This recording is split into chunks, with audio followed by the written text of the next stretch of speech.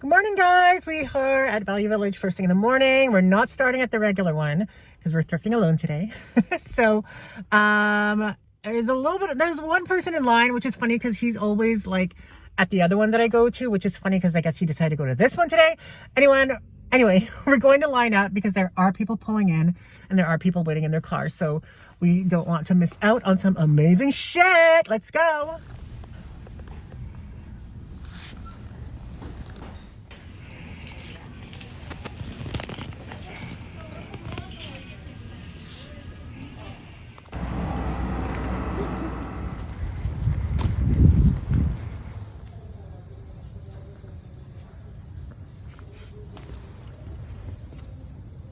So we haven't had much luck in like bags today, but that's fine. I still have a lot of inventory.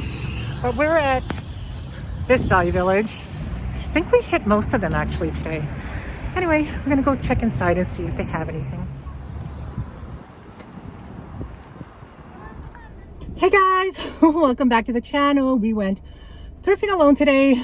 My route was totally different today and didn't really pay off for me because I didn't really find any bags. I mean, I found some bags here and there, but nothing that made me want to buy it to make like a good profit. It's Monday, so it's just the start of the week, whatever, it is what it is. But I did pick up a few things, which I'll show you. Okay, so I picked up this first. I kind of knew it was something, but then I wasn't sure if it was something because usually older t-shirts are like single stitched. This is double stitched, but I knew Dale Earnhardt or whatever, it's an all over print, so I knew that was kind of something. But $10, and it's made in Honduras, so it's not made in China, on the NASCAR Chase Authentics tag. Daniel said it was really nice and for me to pick it up, and then I got a few messages on Instagram saying that it was a good piece, so I ended up picking it up. I'm gonna give it to Daniel because this isn't really my forte. So I'm sure he said he can make like $50 to $60 on it, and it cost 10 bucks. So for Daniel, these two pieces I picked up for myself. This is Supreme. It's actually kind of really nice. It was only $5, but I have a strong inkling that it's fake because it says made in USA on that tag, and then on the bottom here it says made in China. So obviously that's fake as my tits, right? Fake as my tits. So, but I mean, it's really good quality and the print is really solid. It feels new and whatever. For $5, I wasn't going to complain.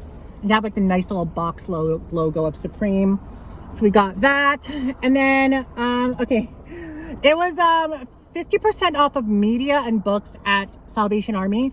And normally I don't really buy DVDs to collect anymore, but sometimes I'll buy things that aren't available to stream. So I picked up a few. These were only like less than $6 for all 4 of these. But this movie I wasn't sure about, but it has David Arquette in it. The Cottage looks like a horror movie, and I'm a big horror fan. I'm a big horror fan. Anyway, it's called The Cottage. The synopsis is when Chloe and Michael rent a cottage behind the house to Robert, a seemingly quiet novelist. They have no idea about depravation. I love that word. Depraved secrets of his past. Soon, the suburban couple wake up in a nightmare, unable to protect themselves or their family from the danger lurking in their backyard. I'm a big horror fan, so we got that. Oh my God. This is a classic movie, Tommy Boy. I love this movie so much. I don't know. I didn't even check if it was available to stream. But I love this movie so much. I love Chris Farley. He's so funny in Black Sheep and Tommy Boy, Beverly Hills Ninja. That was kind of like my era of a kid growing up in the 90s. But yeah, so we bought that, Tommy Boy. It's a classic. If you haven't seen it, yo, there's something wrong with your head. Oh, I love me some Sandra Bullock. I don't know. I used to love Julia Roberts, and I still do. But it's kind of funny. Okay. You guys know, like, I hang out with a lot of younger people lately, and sometimes I'll say something like like Sharon Stone, or like Lenny Kravitz, or something like Mariah Carey, and like these people don't know who they are. Like, they know, but they don't really know. So I kind of have to get acclimated to the fact that I'm an old motherfucker now, and some of these younger people aren't going to know the people that I know. Anyway, I feel like Sandra Bullock is still very relevant, but I love Sandra Bullock movies. Okay, it's a dumbass white movie about some dumbass white girls getting their white asses cut the fuck up, okay? Yeah, I suppose Sandra Bullock is Miss Ethnicity, right? I always have. In the 90s, I used to always like look up to her. I was like, at first I was like, this bitch is trying to take over Julia Roberts' spotlight, but then she kind of became her own person, you know? I remember seeing her first in Demolition Man in 93 with Sylvester Stallone and Wesley Snipes, which by the way was super good. He was super good in that Kevin Hart series, the True Story, I think it's called. Super good. Watch it on Netflix with Kevin Hart and Wesley Snipes. Anyway, so that's the first movie that I remember her from, was Demolition Man. Actually, I'm gonna lie, and you guys are probably never gonna hear it, or you're probably never gonna remember this movie, but she was in a 1993 movie, well 92 movie called Love Potion Number 9 with the guy that she was dating at first. I think his name is Tate Donovan or something like that. Anyway, guys probably don't know. You're not as severe movie buffs as I am, and like I'm just assuming you're not big movie buffs like I am. Anyway, she was in a movie called Love Potion Number 9 in 92, and then that's the first time I saw her. And then I saw her in Demolition Man in 93. And then after that, she just kind of catapulted. She was in Speed with Keanu Reeves. And then she was in, and then she was in this, and then she was in The Net. Do you remember The Net? I love The Net.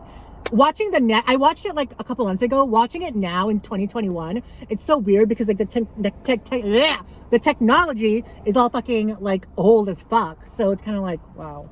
Anyway, I bought While You Were Sleeping. I remember seeing this, not in the theaters because I was too young.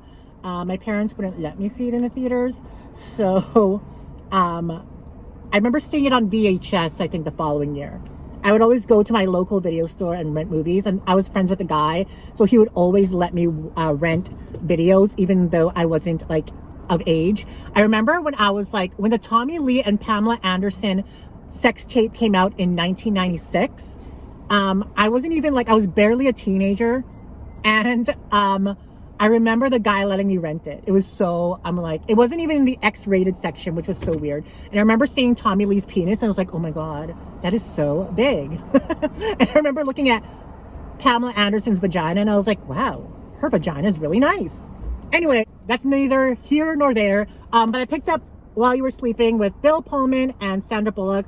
Classic movie. I love it. I remember watching it the first time and thought it was really boring. But I feel like I haven't really watched it since, but I do love me Sandra Bullock. So I think I'm going to try and watch it again. I haven't seen it in years, maybe even decades. But fun fact, and I bet none of you bitches know this either because I'm the big movie buff. Demi Moore was actually offered the lead role in this movie back in, I think this was 95. Demi Moore, if you know who Demi Moore is, you guys probably know who that is. She was one of my favorite actresses in the 90s. She was offered the lead role, but she was asking for $8 million or $10 million. I can't remember exactly. And of course the production company thought it was way too much. So they hired the next best thing, which was Sandra Bullock. Fun fact. But yeah, I'm going to give this another try. And then the last movie we got was Bride Wars. I actually saw this in the theater. I remember liking it. And I sometimes love me a good rom-com. So it's Anne Hathaway and Kate Hudson. I love me some Anne Hathaway as well. So we got that. And the last thing that we got was this. No, we showed that already. This shirt, it's a Patagonia, which is kind of funny because I've been kind of manifesting a Patagonia, but I wanted like a puffer jacket. But I mean, this is good too. This really cute Patagonia t-shirt. It's a good size too. It's in a, what is that? What size is those? Wow! It's a huge size. XXXL. Organic cotton, made in Vietnam. But it has that little hit there, and in the back has that big Patagonia thing. So it's really nice though. And this was $5, so we couldn't not pick it up. But I mean, I feel like it's smaller than an XXXL. I don't know. That's what it says on here. Weird. Is this women's or men's? I don't even know. I feel like it could be a women's XXXL, but for a man, I feel like it's just an XL.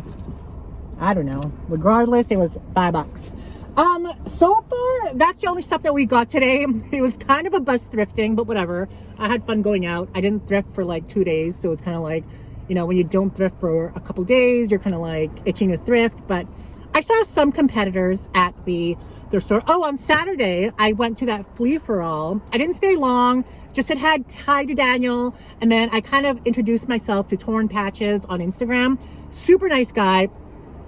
My only thing about places like that, I'm always like, I feel like it's always like cliquey. And I'm like, growing up like in the 90s, it was kind of like, I hated high school because it was like that. And I spent my whole entire high school years trying to fit in and trying to acclimate myself and be popular. That was the most important thing to me, was trying to be popular in high school. FYI, it never happened.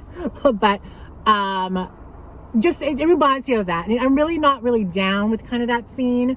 Because like when I went in, like Nancy and her husband went, there was a lot of like people congregated. Like, have you ever seen Mean Girls or The Breakfast Club or The Duff or those high school movies where they take you into the cafeteria and they're all like cliquey? And that's JV jocks, Asian nerds, cool Asians, varsity jocks, unfriendly black hotties, girls who eat their feelings, girls who don't eat anything, desperate wannabes, burnouts, sexually active band geeks, the greatest people you will ever meet, and the worst. Beware of the plastic. And that's what it reminded me of. And I went there alone, so it was kind of like being alone, whatever. I don't really care nowadays, but it just kind of like triggered me a bit, where it was like, okay, this reminds me of high school, and I hated high school.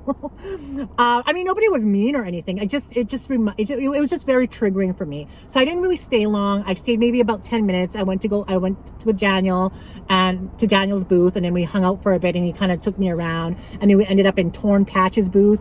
And I really like the stuff that he had. He has a Buffy the Vampire Slayer 1998 t-shirt that I am dying to have, because I love that TV show. It's one of my favorite TV shows of all time. He was asking $180, but that's actually a really good price, because online they're going for way more. But yeah, so maybe one day I'll buy it off him if he still has it, because I am a fan. I am a fan of Buffy. I watched Buffy the Vampire Slayer in real time, and we didn't even carry the channel WB. I think it aired on YTV in Canada. Anyways, yeah, so we went to that flea for all. Daniel had some really good sales, so I'm really proud of him. He did such a good job. Everybody at that place put it all together in 3 weeks, which was amazing. And they did such a good job with everything. But yeah, so we did that on Saturday. Anyway, that's it for the video. I hope you enjoyed it. Let me know what you think of everything I thrifted. I'm so sorry. Oh, I forgot to include also, I did thrift some stuff on Friday. I didn't end up making the video because I kind of sold things immediately, but I'm going to insert a clip of a fossil bag. It was so fucking taxed. It was $70, $60. It was $60. $60 fucking dollars for a fossil bag. Granted, it was brand new, perfect condition, and I did end up selling it for $144. But come on, I mean, that's neither here nor there. The fact that I sold it for $144 means nothing. It's a thrift store. They should be pricing it max $40.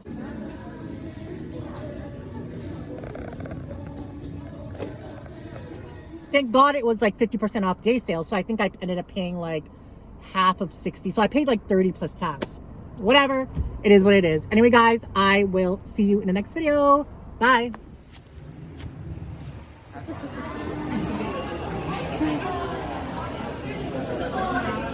So good. I think this is somewhat keto. This, yeah. Mine, yeah. I would say it is. So I'm doing some packing. I sold the Coach whip stitch chain detail bag to Renee, and then this sold to Becky.